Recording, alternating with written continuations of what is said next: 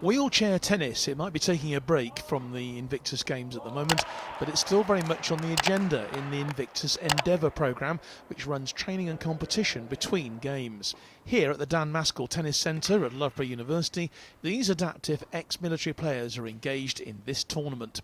Over the past 12 months, retired Royal Marine Alex Kroll, widely regarded as Mr Invictus wheelchair tennis, has led the challenge to find new players and keep experienced ones up and running in a series of taster events held across the country. Those selected are here.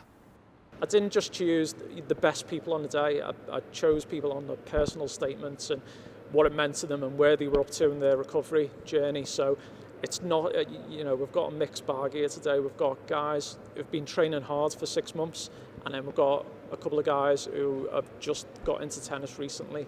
So it really is quite varied. Tennis is a really hard sport to play. You've got to have the wheelchair skills, and then you've got to have the tennis skills on top. But the best thing about Invictus tennis is it's not just physical disabilities. So with Invictus tennis, you can still have psychological injuries and physical injuries, but fundamentally you jump in a chair, you play tennis, and you're the same as everyone else. They've had the support of Dunlop, who provided the players with equipment they need, and the LTA. Their pathway manager for wheelchair tennis, Matt Grover, is running today's tournament between Team Invictus and Team Endeavour. All of the players here have stories to tell. One of the 3 female players is Faye Dutfield-Horton, who served with the Royal Artillery before her injury. She took up the sport 4 years ago and is in the Welsh development squad. She says it's about so much more than sport. People who've been through a tough time in their own individual journeys, I think it's sort of bringing people together and making people realise that whatever your own personal journey is, that you're not on your own.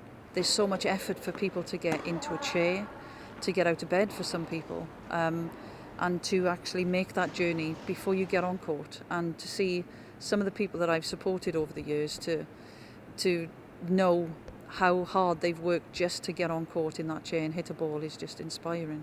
David Dent, a former Army nursing officer, was awarded the MBE in the New Year's Honours List for his services to disability sport and his work in the community.